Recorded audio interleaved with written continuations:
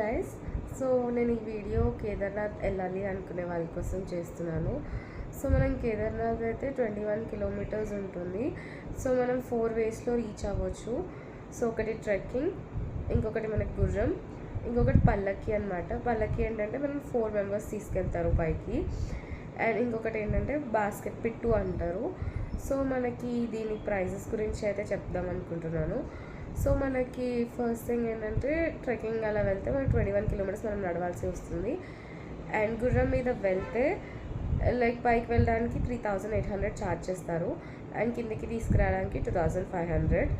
And the third వే పల్లకి వచ్చేసి మనకి పైకి వెళ్ళడానికి 10,000 రూపీస్ అయితే ఛార్జ్ చేస్తారు. కానీ కిందికి రావడానికి they charge around 19,000 rupees. And last way పిట్టు అనమాట. పిట్టు ఏంటంటే మనకు ఒక పర్సన్ బాస్కెట్లో మనల్ని తీసుకెళ్తారు. సో మనకి పిట్టుకి ఎంత అంటే పైకి వెళ్ళడానికి అరౌండ్ 7,000-8,000 ఛార్జ్ చేస్తారు. అండ్ కిందికి తీసుకురావడానికి 6,000 ఛార్జ్ చేస్తారు.